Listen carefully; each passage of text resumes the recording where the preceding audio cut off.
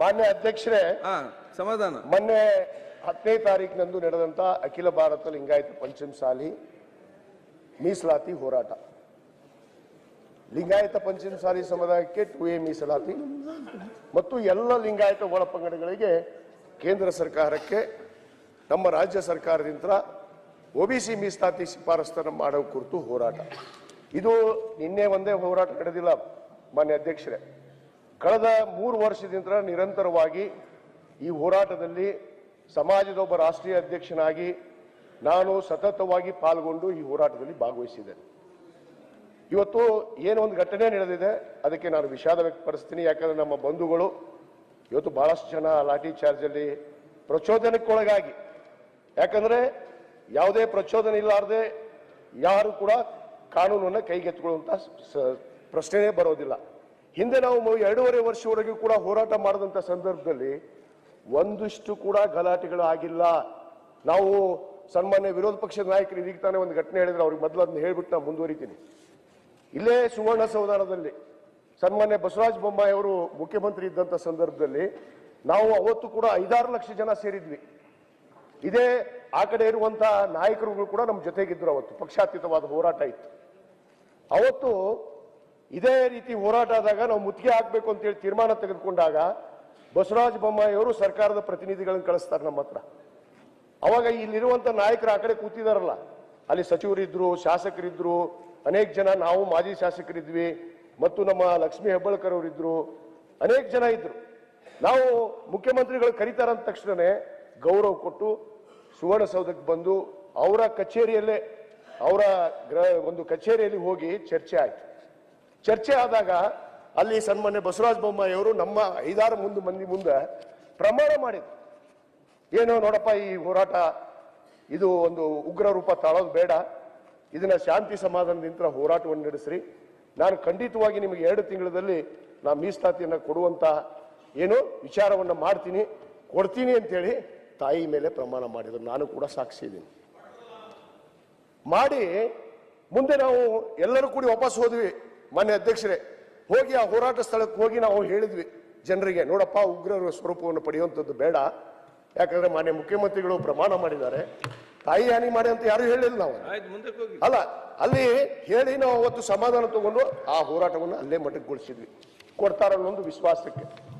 ಇವತ್ತು ನಿನ್ನೆ ಆಗಿದ್ದೇನು, ಇದು ಪ್ರಚೋದನೆ, ಇದು ಪಕ್ಷಾತೀತವಾದ ಹೋರಾಟ ಅಲ್ಲ, ಭಾರತೀಯ ಜನತಾ ಪಕ್ಷದ ಪ್ರಾಯೋಜಿಕ ಹೋರಾಟ ಅಂತ ಮಾತನ್ನ ಬಹಳ ಸ್ಪಷ್ಟವಾಗಿ ಇಂಥದಕ್ಕೆಲ್ಲ ಹಿಂಗೆಲ್ಲ ಮಾತಾಡೋದಕ್ಕೆ ಇದನ್ನ ಸಹಿಸಿಕೊಂಡು ಕೊಡಬೇಕು ಅಂತ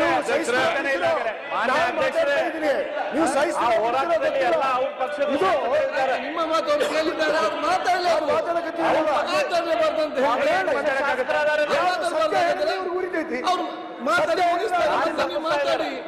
ಬೇಗ ಮುಗಿಸಿ. ವಿಜಯಾನಂದ ಮಾತಾಡಬಾರ್ದು. ಅವರು ನಿಮಗೆ ಕ್ರೆಡಿಟ್ ಕೊಟ್ಟಿದ್ದಾರೆ ನಿಮ್ಮ ಮುಖಾಂತರ ಅಂತ ಹೇಳಿ. ಅವ್ರು ಏನಿದ್ದಾರೆ, ನಿಮ್ಮನ್ನು ಕ್ರೆಡಿಟ್ ಕೊಟ್ಟಿದ್ದಾರೆ ಅವರು. ಮಾನ್ಯ ಅಧ್ಯಕ್ಷರೇ, ನಿನ್ನೆ ಏನಾಯ್ತು ಘಟನೆ, ನಮ್ಮ ಸರ್ಕಾರದ ಪ್ರತಿನಿಧಿಗಳು ಹೋಗಿದ್ದಾರೆ. 3 ಜನ ಸಚಿವರು, ಸನ್ಮಾನ್ಯ HC ಮಾದೇವಪ್ಪನವರು, ಡಾಕ್ಟರ್ ಸುಧಾಕರ್ ಅವರು, ಸನ್ಮಾನ್ಯ ವೆಂಕಟೇಶ್ ಅವರು ಮತ್ತು ನಮ್ಮ ಲಕ್ಷ್ಮೀ ಹೆಬ್ಬಾಳ್ಕರ್ ಅಕ್ಕ ಕೂಡ ಹೋಗ್ಯಾಳ. ಆ ಸಮಾಜದ ಲಕ್ಷ್ಮೀ ಹೆಬ್ಬಾಳ್ಕರ್ ಅವರು ಹೋರಾಟ ಮಾಡಕ್ ಬಂದಿದ್ರು, ಗೊತ್ತಾ ನಿಮ್ಗೆ?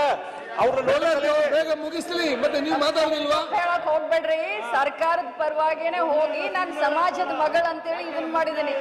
ಆಮೇಲೆ ಇನ್ನೊಂದು CC ಪಾಟೀಲ್ ಅಣ್ಣನವರು ಹೇಳಿದ್ರು, ಅಣ್ಣ ನಾನೇ ನಿಮಗ್ ಫೋನ್ ಮಾಡಿದೆ, ಮುಖ್ಯಮಂತ್ರಿಗಳು ನಂಗೆ ಫೋನ್ ಮಾಡಿ ಹೇಳಾರ 10 ಮಂದಿನ ಕರೆಯಕತ್ತಾರನ್ನ ಕರೀರಿ ಅಂದಿದ್ದಕ್ಕೆ ನೀವೇನ್ ಹೇಳಿದ್ರಿ? ಬೆಲ್ಲದವ್ರಿಗೆ ಫೋನ್ ಹಚ್ತಾ ಇದೀನಿ, ಯತ್ನಾಳ್ ಅವ್ರಿಗೆ ಫೋನ್ ಹಚ್ತಾ ಇದೀನಿ, ಸಿಗ್ತಾ ಇಲ್ಲ ಅಂತ ಹೇಳಿದ್ರಿ. 2 ಸತಿ ನಿಮ್ಗೆ ಹೇಳಿದ್ರಿ. ಉತ್ತರ ಕೊಡ್ತೇನೆ, ಅದಕ್ಕೆ ನಾ ಉತ್ತರ ಕೊಡ್ತೇನೆ. ಮುಖ್ಯಮಂತ್ರಿ ಯಾವಾಗ ಫೋನ್ ಹಚ್ಚಿರ ಅಂದ್ರ ಬೆಂಕಿ ಹಚ್ಚಿ ಬರೀ ಸುಟ್ಟಿಂದ ಫೈರ್ ಫೈಟರ್ ಅಂದಂಗಾಗಿತ್ತು ನಿಮ್ದು. ಹೌದೌದು, ಹಿಂದೆ ನೀವು ಹೇಳಿದಾಗ ನಾವು ಕೇಳಿದೀವಿ. ಮಾನ್ಯ ಅಧ್ಯಕ್ಷರೇ, ಇದೇ CC ಪಾಟೀಲ್ ಸಚಿವರಿದ್ದಾಗ ಮಾನ್ಯ ಬಸವರಾಜ ಬೊಮ್ಮಾಯಿ ಅವ್ರ ಹತ್ರ ಹೋದಾಗ ಇವರೇ ನಮಗೆ ಸಮಾಧಾನ ಮಾಡಿದ್ರು. ಅವತ್ತು ಕೂಡ ನಾನು ಹೇಳಿದೆ ಮುತ್ತಿಗೆ ಹಾಕ್ತೀವಿ ನಾವು ಅಂದಾಗ. ಮುಂದಕ್ಕೆ ಹೋಗ್ಲಿ. ಮುಂದೆ ಇವತ್ತು ಅದು ನಡೆದಂಥದ್ದು ಸತ್ಯ ಸಂಗತಿ ಮಾನ್ಯ ಅಧ್ಯಕ್ಷರೇ. ಅಲ್ಲಿ ನೀವು ನೋಡ್ರಿ, ವೇದಿಕೆ ಮೇಲೆ ಯಾರ್ಯಾರು ಹೋಗ್ಯಾರ. ಮೊನ್ನೆ ಸನ್ಮಾನ್ಯ ವಿರೋಧ ಪಕ್ಷದ ನಾಯಕರು ಹೋಗಿ ಪೂಜ್ಯರ ಭೇಟಿಯಾಗಿ ಪ್ರಚೋದನೆ ಮಾಡ್ತಾರ. ಮೊನ್ನೆ ಆ ಘಟನೆಗೆ ವಿಜೇಂದ್ರ ಅವರು ಹೋಗಿದ್ದಾರೆ. ವಿಜೇಂದ್ರ ಅವರು ಹೋದಾಗ ಏನಾಗಿದೆ ಅನ್ನೋದು ತಮಗೆ ಗೊತ್ತಿದೆ, ಅವ್ರಿಗೂ ಗೊತ್ತಿದೆ. ಅಲ್ಲಿ ಪೂರಾ ಪ್ರಾಯೋಜಿಕ ಭಾರತೀಯ ಜನತಾ ಪಕ್ಷದ ಪ್ರಾಯೋಜಿಕ ಹೋರಾಟ ನಡೀತು. ಇದು ಪಕ್ಷಾತೀತವಾದ ಹೋರಾಟ ಆಯ್ತು. ಮಾನ್ಯ ಅಧ್ಯಕ್ಷರೇ, ಇದರ ಏನು ಮೀಸಲಾತಿಯನ್ನು ನಾವು ಕೇಳ್ತಾ ಇದ್ದೀವಿ, ಕಳೆದ ಹಿಂದಿನ ಸರ್ಕಾರದಲ್ಲಿ ಸನ್ಮಾನ್ಯ ಬಸವರಾಜ ಬೊಮ್ಮಾಯಿ ಅವರು ನಮಗೆ 2A ಮೀಸಲಾತಿಯನ್ನು ಕೊಡ್ತೀನಿ ಅಂತೇಳಿ ತಾಯಿ ಮೇಲೆ ಪ್ರಮಾಣ ಮಾಡಿದ್ರು. ನಾವು ಅದಕ್ಕೆ ಒಪ್ಕೊಂಡು ಸಮಾಧಾನ ತಗೊಂಡ್ವಿ, ಕಾಯ್ದಾಗ ಇವರು 2D 2C ಅಂತ ಮೀಸಲಾತಿಯನ್ನು ಕೊಡ್ತಾರೆ. ಮಾನ್ಯ ಅಧ್ಯಕ್ಷರೇ, ಏನು 2B ಮೀಸಲಾತಿಯಲ್ಲಿರುವಂತಹ ಅಲ್ಪಸಂಖ್ಯಾತರ ಮೀಸಲಾತಿಯನ್ನು ಕಿತ್ತಿ ಏನು ನಮಗೆ 2%, ಒಕ್ಕಲಿಗರಿಗೆ 2%. ಏನು ನಾವು ಈಗಾಗಲೇ 3B ದಲ್ಲಿ ಇದೀವಿ. ಮಾನ್ಯ ಅಧ್ಯಕ್ಷರೇ, ನಾವು 5% ಮೀಸಲಾತಿಯನ್ನು ಪಡಿತಾ ಇದ್ದೀವಿ. ಏನ್ ಮಾಡಿದ್ರು 2D 2C ಅಂತೇಳಿ ಹೊಸ ಪ್ರವರ್ಗವನ್ನ ಸೃಷ್ಟಿ ಮಾಡಿ, ಅಲ್ಲ ನಾ ಹೇಳೋದಕ್ಕೆ ಅವಕಾಶ ಕೊಡ್ರಿ. ಏನಾಗಿದೆ ಅನ್ನೋದನ್ನ ಸತ್ಯಾಸತ್ಯತೆ ಇಡಬೇಕು ಇವತ್ತಿಲ್ಲಿ ಸದನದಲ್ಲಿ ಚರ್ಚೆ ಆಗುವಾಗ ಕೂಡ ಸಾಕಾಗ್ತದ. ನೆಕ್ಸ್ಟ್ ನೀವು ಮಾತಾಡಿ. ಗೃಹ ಸಚಿವರ ಟಿಪ್ಪಣಿ ಮೇಲೆ ಚರ್ಚೆ ಆಗಬೇಕು. ಮೀಸಲಾತಿ ಬಗ್ಗೆ ಆದ್ರ ಅರ್ಧ ಗಂಟೆ 1 ಗಂಟೆ ಅರ್ಧ ದಿವಸ ಚರ್ಚೆ ಕೊಡ್ರಿ. ನಾ ಮಾತಾಡ್ತೇನೆ.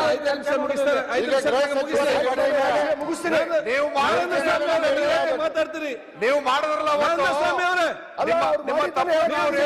ಕೇಳಿ. ಇಷ್ಟಕ್ಕೆ ಮಾಡಬೇಡಿ, ಅವ್ರು ಮಾತಾಡಲಿ. ಬೇಗ ಬೇಗ ಫಿನಿಶ್ ಮಾಡಿ. ಅಧ್ಯಕ್ಷರೇ, 2D 2C ಮೀಸಲಾತಿಯನ್ನ ಕೊಟ್ರು.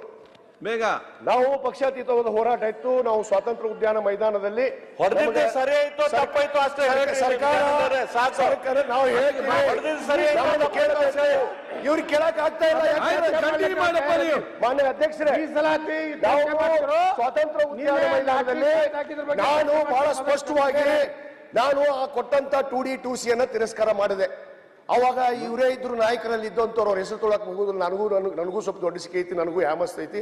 ನಾನು ಒಂದು ರಾಜಕೀಯ ಕುಟುಂಬದಲ್ಲಿ ಬಂದಂಥವ್ರು. ಮಾನ್ಯ ಅಧ್ಯಕ್ಷರೇ, ಏನ ಇವ್ರು ಬಾಯಿ ಬಂದಂಗೆ ಮಾತಾಡ್ತಾರ, ರೆಡಿ ಇಲ್ಲ. ಯಾರ ಹೆಸರು ಹೇಳಕ್ ಹೋಗೋದಿಲ್ಲ. ಬೇಕಾದವರು ಏನ್ ಮಾನ್ಯ ಅಧ್ಯಕ್ಷರೇ, ಅಲ್ಲಿ ಇವರೇ ಸ್ವಾಗತ ಮಾಡಿದ್ರು. ನಮ್ಮ ಬಸವಜಯ ಮೃತ್ಯುಂಜಯ ಪೂಜ್ಯರನ್ನು ಕೂಡ ಮನವೊಲಿಸಿ ಅವತ್ತು 2D 2C ಅನ್ನ ಸ್ವಾಗತ ಮಾಡಿದ್ರು, ಸಂಭ್ರಮ ಮಾಡಿದ್ರು. ಆದ್ರೆ ಮುಂದೆ ಏನಾಯ್ತು ಅಧ್ಯಕ್ಷರೇ, ಸತ್ಯಾಸತ್ಯತೆ ಹೊರಗೆ ಬರಕ್ ಸ್ಟಾರ್ಟ್ ಆಯ್ತು. ಏನು ಇವತ್ತು ಸರ್ವೋಚ್ಚ ನ್ಯಾಯಾಲಯ 2D 2C ಮೀಸಲಾತಿಯನ್ನು ಕೊಟ್ಟಿದ್ರು. ಅಲ್ಲಿ ತೆಗೆಯುವಂತ ಕೆಲಸ ಸಚಿವರ ಹೇಳಿಕೆ ಮೇಲೆ ಚರ್ಚೆ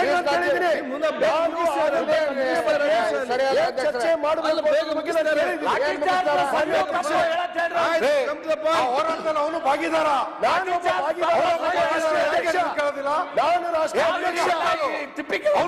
ಅಧ್ಯಕ್ಷರೇ, ನಾನು ಈ ಹೋರಾಟದಲ್ಲಿ ನಿರಂತರವಾಗಿ ಸತ್ಯತೆಯನ್ನು ಹೇಳಬೇಕು. ನಾನು ಬೇಗ ಹೇಳಿ. ಮಾನ್ಯ ಅಧ್ಯಕ್ಷರೇ, 2D 2C ಏನಾಯ್ತು, ಅಲ್ಪಸಂಖ್ಯಾತರ ಮೀಸಲಾತಿ ಕಿತ್ಕೊಟ್ರು. ಅಲ್ಲಿ ಇವತ್ತು ಸರ್ವೋಚ್ಚ ನ್ಯಾಯಾಲಯದಲ್ಲಿ ತಡೆಯಾಜ್ಞೆ ಬಂತು. ಎದಕ್ಕೆ? ಇವತ್ತು ಅಲ್ಪಸಂಖ್ಯಾತರ ಮೀಸಲಾತಿಯನ್ನು ನೀವು ಕಿತ್ಕೊಂಡ್ಬಿಟ್ರಿ, ಅದಕ್ಕೆ ನೀವು ಕಿತ್ತುವಂತ ಅಧಿಕಾರ ಇಲ್ಲ, ಅದು ಸಂವಿಧಾನಾತ್ಮಕವಾಗಿ ತೀರ್ಮಾನಗಳಾಗಬೇಕು ಅಂದಾಗ ಅದು ತಡೆಯಾಜ್ಞೆ ಸಿಕ್ತು. ಮುಂದೆ ನಮ್ಮ ರಾಜ್ಯ ಸರ್ಕಾರ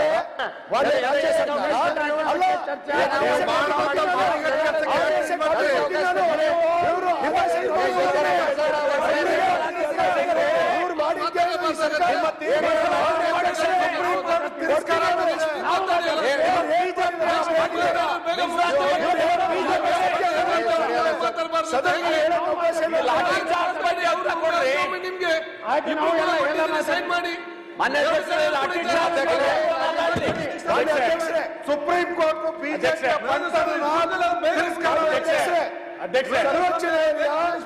ತಡೆಯಾಜ್ಞೆಯನ್ನು ಕೊಡುತ್ತೆ.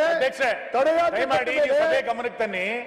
ಈಗ ಚರ್ಚೆ ಆಗ್ತಾ ಇರೋದು ಆ ನೋಟಿಸ್ ಮೇಲೆನೋ ಅಥವಾ ಗೃಹ ಸಚಿವರು ಕೊಟ್ಟಿರುವಂತ ಹೇಳಿಕೆ ಮೇಲೆ ಕೇಳ್ತಾ ಇದ್ದಾರೆ. ನೀವು ಅದನ್ನ ಒಂದ್ಸರಿ ತೋರಿಸ್ತೀರಿ, ಇದನ್ನೊಂದು ತೋರಿಸ್ತೀರಿ, ಯಾವ್ದ್ರ ಮೇಲೆ ಡಿಸ್ಕಷನ್ ಆಗ್ತಾ ಇದೆ?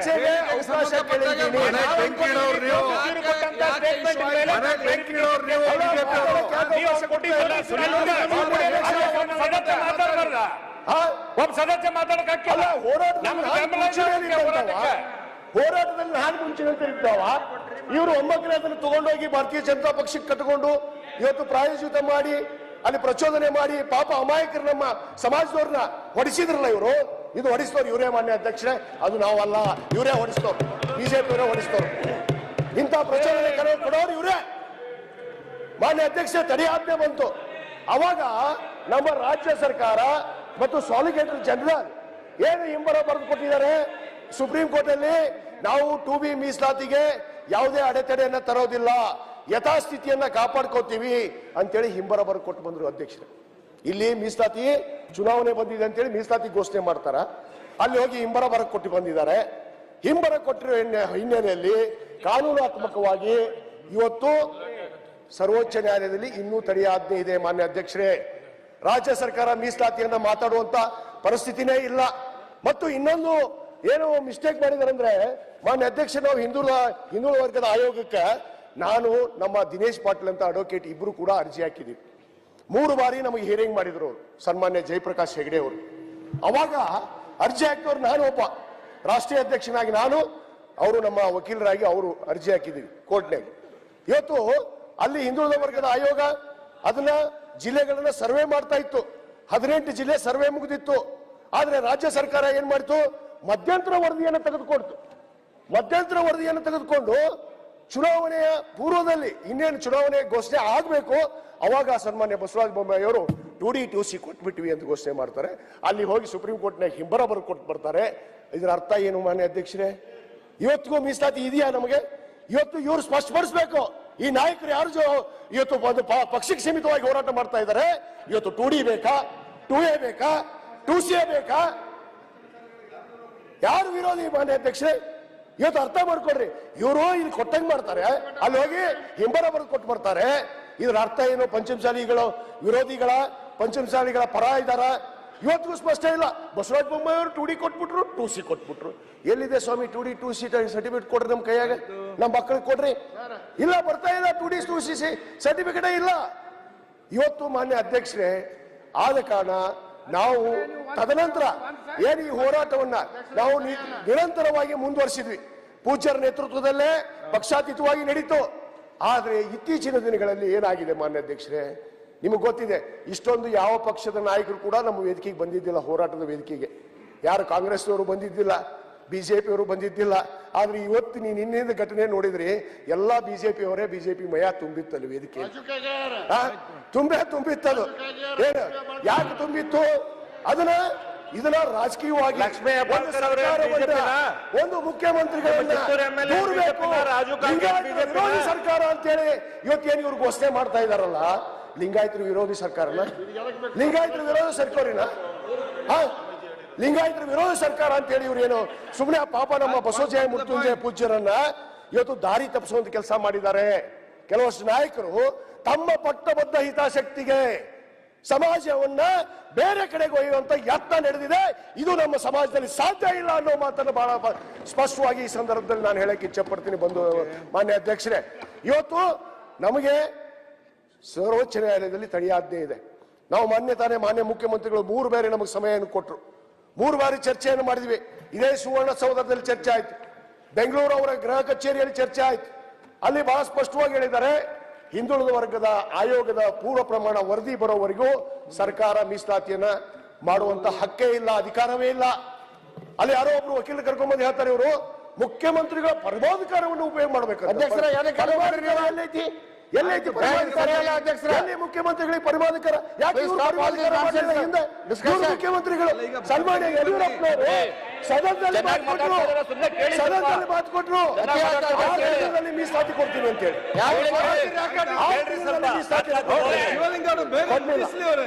ಮಾನ್ಯ ಅಧ್ಯಕ್ಷರೇ, ಯಾರು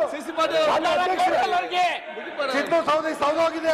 ಮಾನ್ಯ ಅಧ್ಯಕ್ಷರೇ, ಇವರು ಯಡಿಯೂರಪ್ಪನವರು ಸದನದಲ್ಲಿ ಮಾತು ಕೊಟ್ಟರು, ಬಸವರಾಜ ಬೊಮ್ಮಾಯಿ ಅವರು ತಾಯಿ ಮೇಲೆ ಹಾನಿ ಮಾಡಿದ್ರು.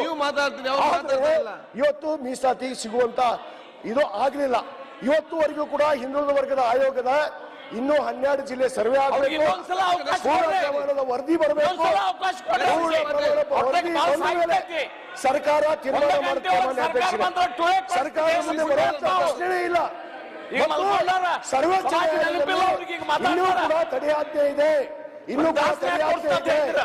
ಆದ ಕಾರಣ ನಾನು ತಮ್ಮಲ್ಲಿ ವಿನಂತಿ ಮಾಡ್ಕೋತೀನಿ ಮತ್ತು ಸರ್ಕಾರಕ್ಕೆ ವಿನಂತಿ ಮಾಡ್ಕೋತೀನಿ, ಮಾನ್ಯ ಮುಖ್ಯಮಂತ್ರಿಗಳಿಗೆ ತಮ್ಮ ಮುಖಾಂತರ ವಿನಂತಿ ಮಾಡ್ಕೊಳ್ಳೋದಿಷ್ಟೇ, ಏನು ಅಪೂರ್ಣವಾದಂತ ವರದಿ ಇದೆ, ಆ ವರದಿ ಪೂರ್ಣ ಪ್ರಮಾಣಕ್ಕೆ ಬರಬೇಕು. ಪೂರ್ಣ ಪ್ರಮಾಣ ವರದಿ ತಗೊಂಡು ಸರ್ಕಾರ, ಮಾನ್ಯ ಅಧ್ಯಕ್ಷರೇ, ನಾನು ಹೇಳಬೇಕು, ನಾನು ಹೇಳೋದಿದೆ. ಯಾಕೆ ನಾನು ಪೂರ್ಣ ಪ್ರಮಾಣದ ವರದಿ ಬರ್ಬೇಕಲ್ಲ. ಇವತ್ತು ಅಧ್ಯಕ್ಷರೇ, ಮಾನ್ಯ ಅಧ್ಯಕ್ಷರೇ, 2 ನಿಮಿಷ ಮುಗಿಸಿ. ಪೂರ್ಣ ಪ್ರಮಾಣದ ವರದಿಯನ್ನು ತೆಗೆದುಕೊಂಡು ಮಾನ್ಯ ಮುಖ್ಯಮಂತ್ರಿಗಳು ಒಂದು 6 ತಿಂಗಳಲ್ಲಿ ಈ ಮೀಸಲಾತಿಯನ್ನ ಕೊಡುವಂತ ವಿಚಾರ ಮಾಡಬೇಕು. ಮತ್ತೇನು ಮಾಡಿದ್ವಿ ನಾನು ಇವತ್ತು ಮಾನ್ಯ ಮುಖ್ಯಮಂತ್ರಿಗಳು ಪೂರ್ಣ ಪ್ರಮಾಣದ ವರದಿಯನ್ನು ಸರ್ವೆ ಆಗಬೇಕು. ಪೂರ್ಣ ಪ್ರಮಾಣದ ವರದಿಯನ್ನು ತೆಗೆದುಕೊಂಡು ಶೀಘ್ರವೇ ನಮಗೆ 2A ಮೀಸಲಾತಿ ಬೇಕು. ನಾನು ಸದನದಲ್ಲಿ ಸ್ಪಷ್ಟಪಡಿಸ್ತೀನಿ. ಇವ್ರು ತಾಕತ್ತಿದ್ರೆ ಸ್ಪಷ್ಟಪಡಿಸ್ಲಿ. ಇವತ್ತು 2D ಬೇಡ ಅಂತ ಮಾಡ್ತಾರೆ. ಇವತ್ತು 2A ಬೇಕಾ 2D ಬೇಕಾ ಹೇಳಿ.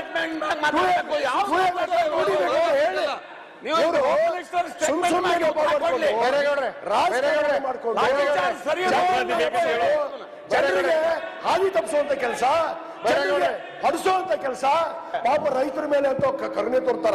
ನಾವೆಲ್ಲ ರೈತರ ಮಕ್ಕಳ ಮಾನ್ಯ ಅಧ್ಯಕ್ಷರೇ, ಇವರಿಂದ ಕಲಿಬೇಕಾಗಿಲ್ಲ. ನಾವು ಆದ್ರೆ ರೈತರನ್ನು ಹೊಡೆದ್ರಲ್ಲಪ್ಪ, ನೀವು ಹುಚ್ಚರಕನ ಮಾತಾಡ್ತೀರಿ.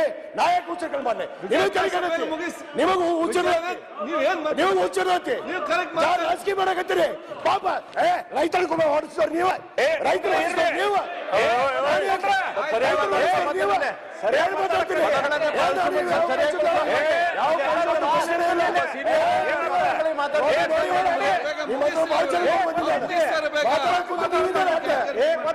ನೋಡ್ತೀರಿ ಇಲ್ಲಿ ಏನ್ ನೋಡ್ತೀವಿ? ಸರ್ವೋಚ್ಚ ನ್ಯಾಯಾಲಯದಲ್ಲಿ ತಡೆ ಹಿಂಬಲ ಕೊಡ್ತೀರಿ ಸರ್ಕಾರದಿಂದ, ಮತ್ತೆ ಮೀಸಲಾತಿ ಕೊಡ್ತೀರಿ, ತಡಗ ಮಾಡ್ತೀರಿ.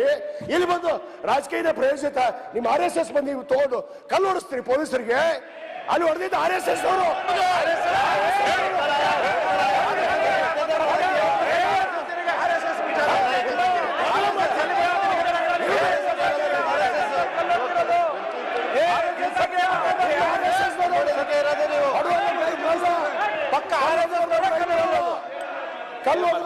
ಚಂಡಿಗಳು ಸತ್ಯ ಹೇಳ್ತದ್ರೆ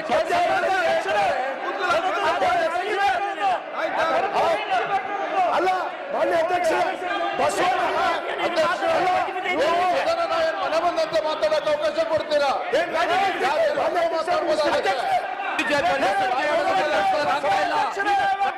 ಬಿಜೆಪಿ ಸತ್ಯ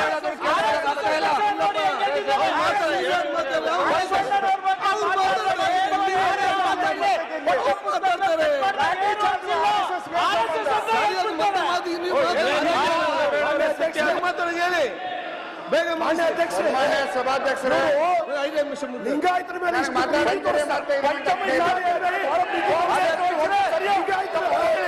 ಬಸವಣ್ಣನಿಗೆ ಹೇಳಿದ್ರು, ಬಸವಣ್ಣ ಹೇಳಿ ಅಂತ ಹೇಳಿದ್ರು. ಇವತ್ತು ನಮ್ಮ ರಾಜ್ಯದ ನಮ್ಮ ಮುಖ್ಯಮಂತ್ರಿಗಳಿಗೆ ನಾನು ವಿಶ್ವಾಸ ಇದೆ, ನಮ್ಮ ಸರ್ಕಾರದ ಮೇಲೆ ನಮ್ಮ ಉಪಮುಖ್ಯಮಂತ್ರಿಗಳ ಮೇಲೆ ವಿಶ್ವಾಸ ಇದೆ. ಇವತ್ತು ಅಣ್ಣ ಬಸವಣ್ಣನವರಿಗೆ ಸಾಂಸ್ಕೃತಿಕ ನಾಯಕ ಅಂತ ಘೋಷಣೆ ಮಾಡಿದವರು ಯಾವ ಸರ್ಕಾರ? ಅದು ಕಾಂಗ್ರೆಸ್ ಸರ್ಕಾರ. ಬಸವಣ್ಣವರ ಭಾವಚಿತ್ರವನ್ನು ಹಾಕಿದವರು ಯಾರು? ಅದು ಕಾಂಗ್ರೆಸ್ ಸರ್ಕಾರ. ಬಸವ ಜಯಂತಿ ದಿವಸ ಪ್ರಮಾಣ ವಚನ ಸ್ವೀಕಾರ ಮಾಡಿದ ಮುಖ್ಯಮಂತ್ರಿ ಯಾರು? ಅದು ಸಿದ್ದರಾಮಯ್ಯ.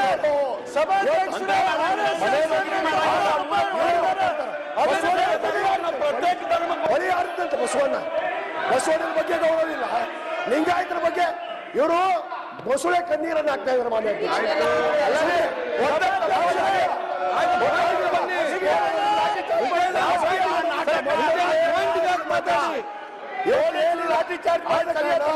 ಮಾನ್ಯ ಅಧ್ಯಕ್ಷ,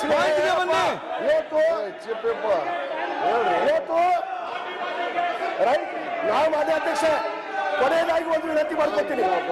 ಕೊನೆಯದಾಗಿ ಲಾಠಿ ಭಾಗ್ಯ ಕೊಟ್ಟ ಸರ್ಕಾರಕ್ಕೆ, ರೈತರ ನಾನು ಸರ್ಕಾರಕ್ಕೆ ಭಾಗ್ಯ ಕೊಟ್ಟ ಸರ್ಕಾರಕ್ಕೆ, ಮಾನ್ಯ ಸರ್ಕಾರಕ್ಕೆ ವಿನಂತಿ ಮಾಡ್ಕೊತೀನಿ. ಲಾಠಿ ಭಾಗ್ಯ ಕೊಟ್ಟ ಸರ್ಕಾರಕ್ಕೆ ಹಾಕಿರುವಂತ ಕೇಸು ಹಿಂಪಡಿಬೇಕು, ತನಿಖೆ ಆಗಲಿ. ಇವ್ರ ಮೇಲೆ ಕೇಸ್ ಮಾಡಬೇಕು. ಲಾಠಿ ಭಾಗ್ಯ ಲಾಠಿ ಭಾಗ್ಯ ಅಧ್ಯಕ್ಷ, ನಾನು ಒಂದು ಕರೆ ವಿನಂತಿ, ಲಾಠಿ ಭಾಗ್ಯ ಕೊಟ್ಟ ಕಾಂಗ್ರೆಸ್ ಲಾಠಿ ಭಾಗ್ಯ ಕೊಟ್ಟ ಕಾಂಗ್ರೆಸ್ ಸರ್ಕಾರಕ್ಕೆ ಆಯೋಗದ ವರದಿಯನ್ನು ಪಡೆದು ಭಾಗ್ಯ ಕೊಟ್ಟ ಭಾಗ್ಯ ಭಾಗ್ಯ ಲಾಠಿ. ಧನ್ಯವಾದಗಳು. ಧನ್ಯವಾದ ಅಧ್ಯಕ್ಷರೇ. ಭಾಗ್ಯ ಭಾಗ್ಯ ಮಾನ್ಯ ಭಾಗ್ಯ